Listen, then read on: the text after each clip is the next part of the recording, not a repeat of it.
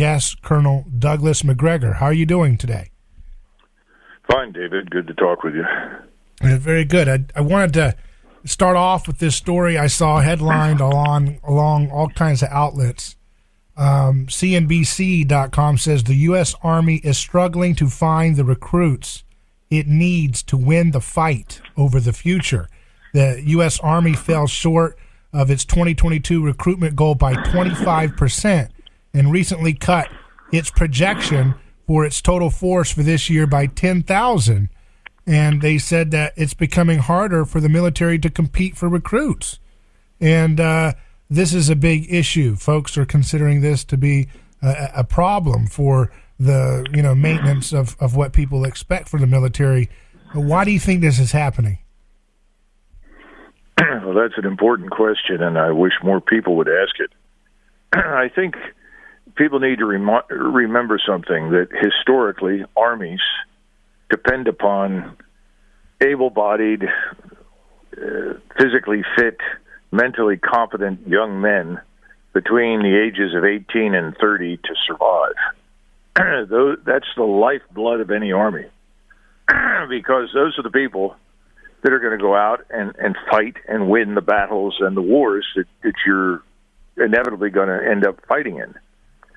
This is something we've lost sight of. And if you're a young man between the ages of 18 and 30, single, healthy, you're looking at the military as a potential profession or simply a place where you can serve your country for some period of time, 3, 4, 5 years, whatever it turns out to be. You see that the military is saying, well, we really love all of these people who are different, transgender, whatever particular brand of LGBTQ you want to talk about. And the average young man says, well, wait a minute, where do I fit in? And then the Army recruiter tells you, well, this little girl over here who's 18, 19, 20, weighs about 120 pounds. If she can do everything you can do, there's no difference between you and her. You're exactly the same. See, we've made her a combat soldier. Well, then the young man says, well, look, if that's what you want, and that is what you think can do all of the things that I personally know in my gut cannot be done by her, well, then I guess you don't need me in the Army.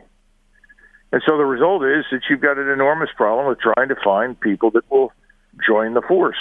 Now, one of the other excuses that's given is that, well, a lot of people aren't healthy. Some people have records with the police and all sort of business. Look, I served for 28 years in the Army, and I can tell you some of the best soldiers that served with me in my 28 years were actually people that had done some time. I'll be frank with you. We're not talking about serial murderers or perverts or rapists, but people do from time to time get into trouble with the police. That doesn't mean that they're incapable of being good soldiers. So I think we've got a huge problem with image, a huge problem with, why should I join this organization? It doesn't seem to be interested in being special, in being a hard-charging, hard-fighting organization. And so people won't show up. Yeah, there's a lot of folks saying that maybe they've gone too far in their attempt to purge folks who they consider to be extremists. There's also the mandates. That's a big component of this, would you say? The vaccine mandates? Of course, and you know as well as I do that extreme is whatever the current administration tells you is extreme. Right. If you tell someone, well, I'm a Christian, I go to church every Sunday, and I have certain tasks I want to perform, I want to teach Sunday school or something else, well, this man's obviously an extremist by definition, if that's the definition of the day. So I think that's part of it. I talked to a young sailor who was getting out of the Navy because he said the church he belonged to had been listed as an extremist organization. And he said, sir, I've been going to that church since I was a child. I've never seen anything extreme about it, unless being extreme means that you're trying to be a good human being. Right. So if that's what they're calling extremists, who is it that's setting this policy? Is it the HR department in the Pentagon? How does that work? Oh, no. This starts at the top. This starts in the White House. It's supported by the Congress, and remember who controls Congress, and the appointees, the political appointees who are sent over there to make sure that these policies are implemented. And then, of course, you've got this whole problem with affirmative action on steroids now, this thing called equity, which is supposed to punish people because they're not the member of a special group. Special groups may be African Americans, they may be Native Americans, whatever the administration says. So the whole notion of a meritocracy is dead. And one of the things that used to attract people into the military was they thought that this was a clean slate. This is where you could go in, and based on your demonstrated character, competence, and brains, you could actually get somewhere and achieve something. And now the perception is no. I'm going to be punished for who I am or what I think, and people walk away from it. Right. Yeah, it's a and by different the way, entity. All of this in the middle of a crisis or a conflict, where people in Washington are actually considering seriously using U.S. forces on the ground in Ukraine. Well, if you can't even maintain the strength of your current army, which is only supposed to be about 480,000, 485,000, if you can't maintain that, you're down to, say, 460,000 or 470,000. You could be drawn into a fight in Ukraine, which I think is insane. But if we were to send forces over there, you have to reckon with the experience of the Ukrainians. The Ukrainians have had, truthfully, over 100,000 men killed since this business began 7 months ago, or almost 8, and they've got 300,000 or 400,000 wounded. Well, if you look at those numbers, it's not hard to figure out that that's almost the size of the United States Army. So who are we kidding? This is pure insanity. I saw that Darren Beatty, who runs Revolver.news, a news aggregator site, he shared a comment that he said that kind of set the tone for what people are talking about. It says, Eric Stryker is reporting that the U.S. military is offering white nationalist ex-soldiers a chance to come back. And it says, this must be absolutely rough behind the scenes. It says, here's a scoop. A man I know who was discharged from the military, harassed by the FBI for being a neo-Nazi 3 years ago, was contacted by a warrant officer the other day begging him to re-enlist in exchange for $30,000 and a complete wipe of his record. If he took the deal, he was asked to close all of his internet activity down and sign an NDA to not reveal this. I mean, I don't know. It's just a rumor, but I mean, what is that something that people I don't know. Yeah. I don't know. I mean, right now we are actually, through NATO, paying for ISIS fighters and Al-Qaeda members in northeast Syria to go to Ukraine and fight for Ukraine against the Russians. They're still on the tab. I didn't know they were still on the dole. ISIS is still on the dole? Yeah, well, there's 70 of them apparently are now in Ukraine, and they're being handsomely paid to go there and try to kill Orthodox Christian Russians on behalf of Orthodox Christian Ukrainians. I mean, this is lunacy. I thought Trump said wait a second. I thought Trump said that he wiped out all of ISIS. I don't. They get him back again. Well, I think people lose sight of the fact that Mr. Erdogan in Turkey did everything in his power to rescue as many of those people as possible so that he could repurpose them and use them in a different setting. And Erdogan in Turkey was providing all the intelligence and a lot of the support to stand up ISIS to begin with, because its real purpose was to drive the Iranians and the Shiites out of Iraq. But this Frankenstein's monster got out of control, obviously. The people that killed more of them than anybody else are the Russians in Syria, in support of Mr. Assad's regime, which we foolishly have been trying to destroy now for years.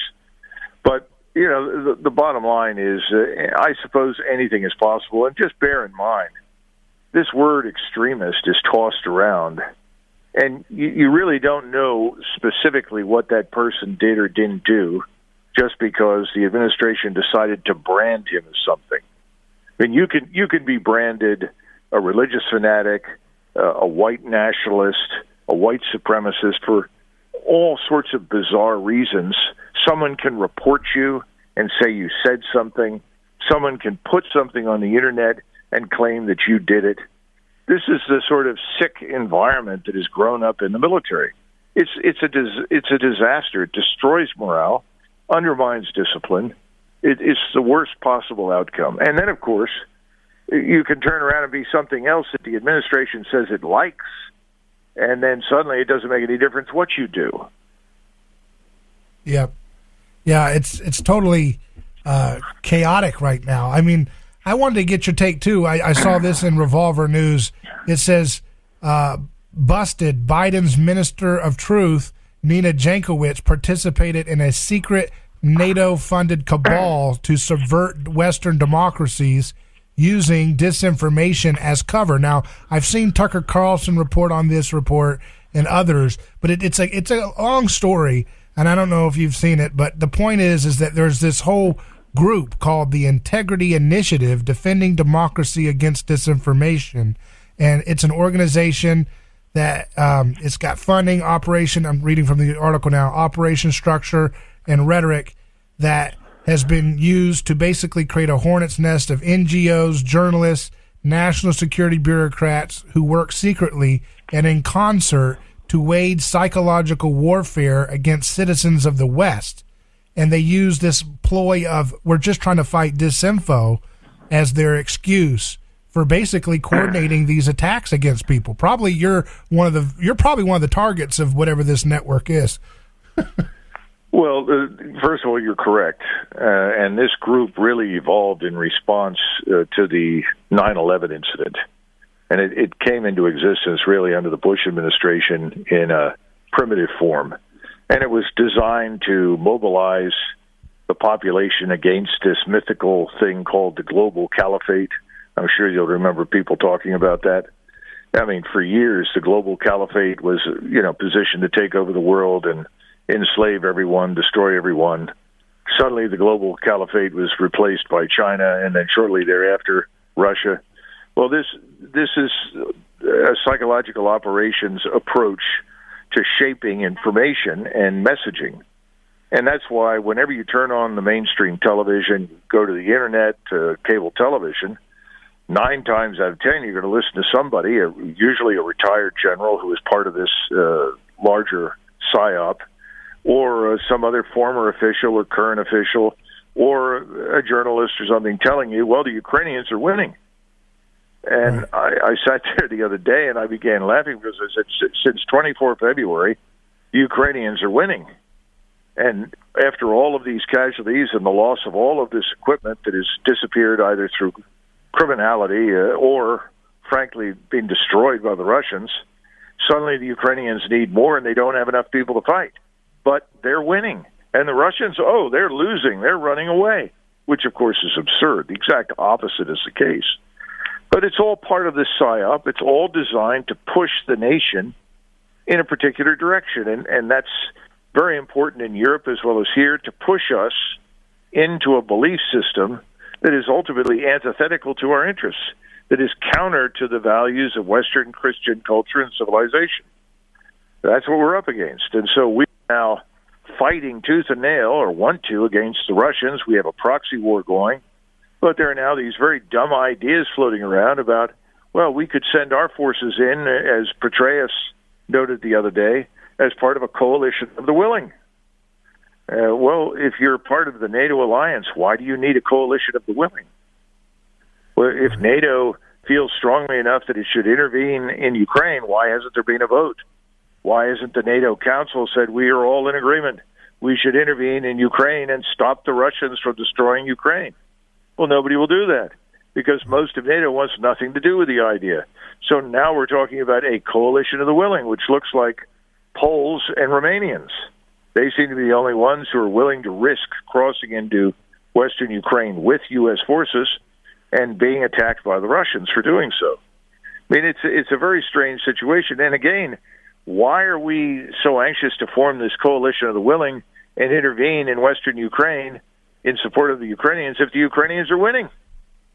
They certainly wouldn't need any help or assistance, would they?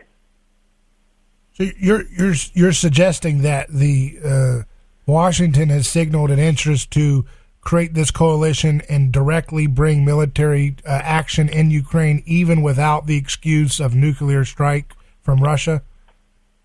Well, they've been trying to fabricate this notion that the Russians want to use nuclear weapons. Nothing could be further from the truth.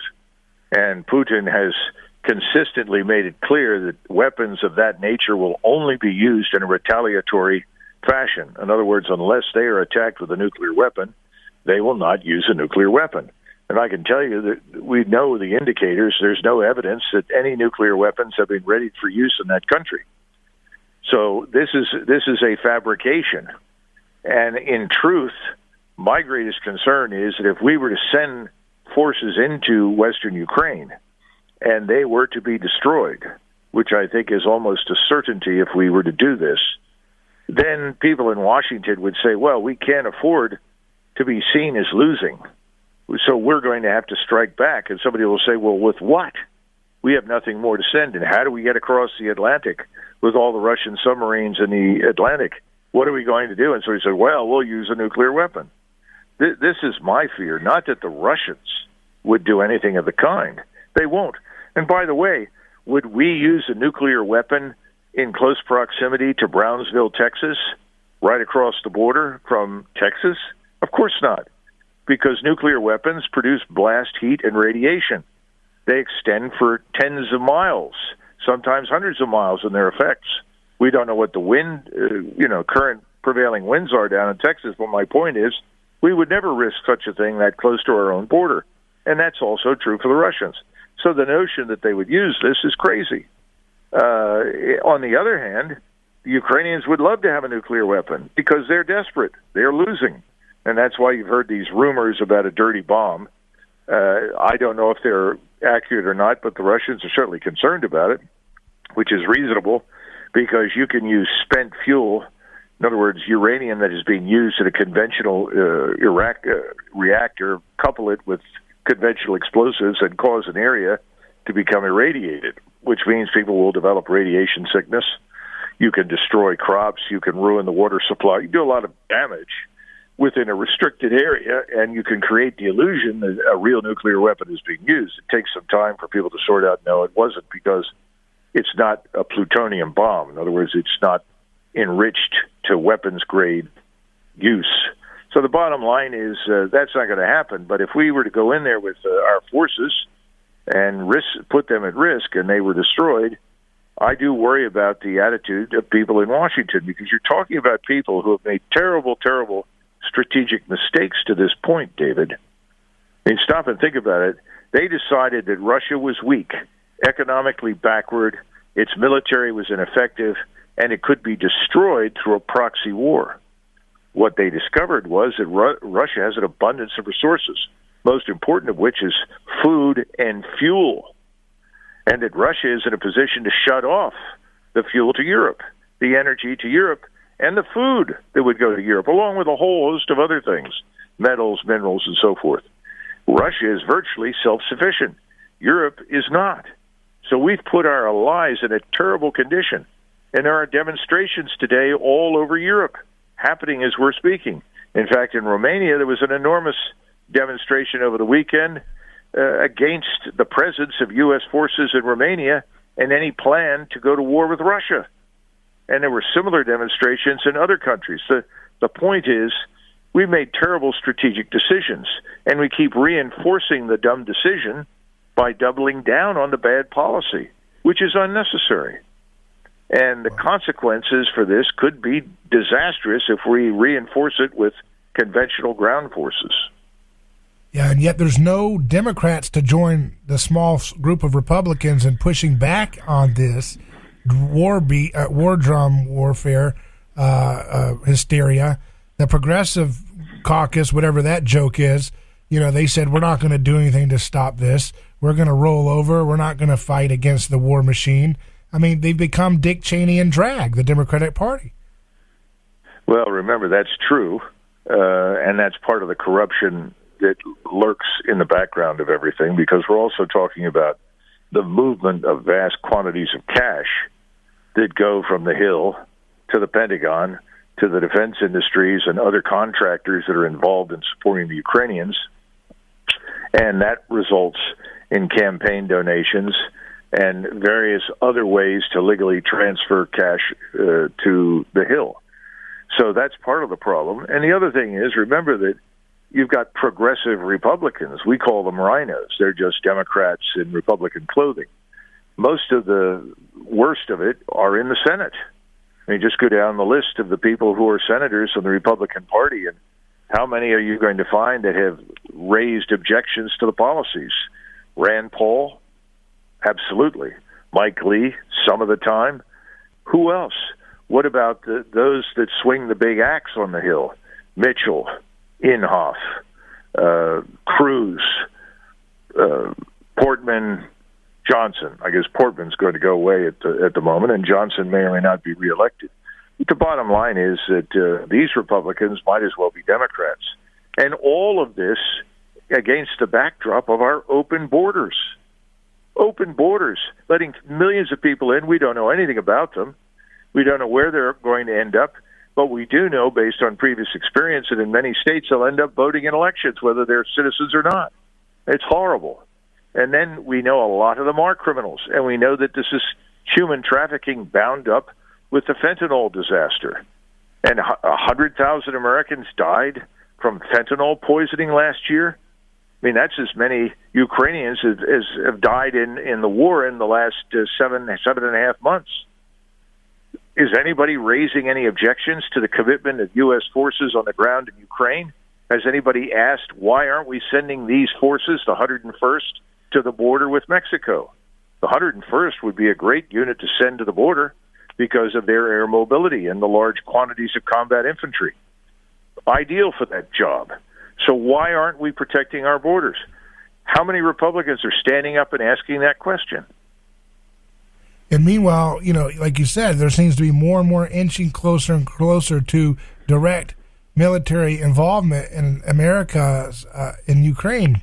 So what would that look like? I mean, you talked about in the recent American Conservative piece the need to do War Powers Act for Congress to invoke that act. But is this something that if America was to officially bring in a coalition and be directly involved with troops on the ground in Ukraine, would Russia get more aggressive in Ukraine on the battlefield, or would they stand back and recalibrate what they're going to do?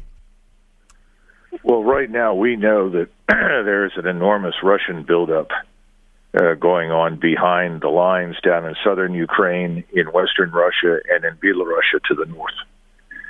We know that probably by mid-November you'll have roughly 700,000 Russian troops in the theater. And remember that up until this point in time, only about 20% of the Russian ground force and the Russian army has ever been used.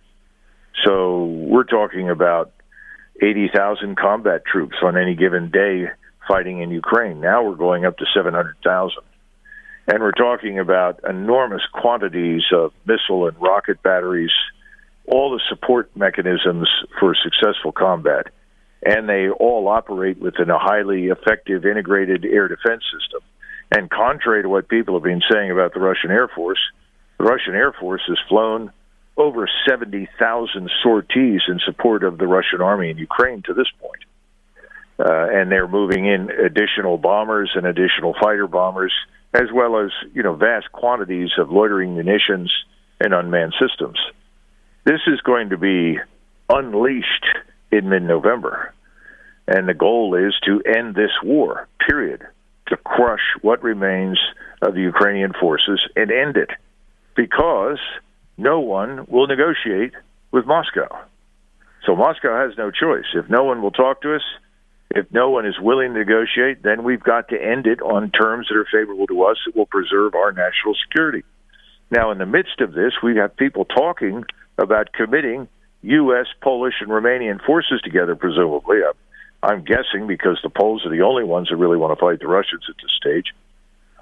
And that's disastrous because we don't have the depth in the force.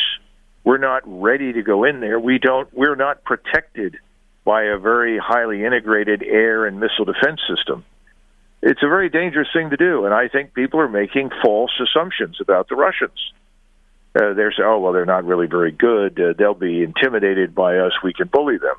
I think they're dead wrong, and I don't understand why they haven't figured that out at this point.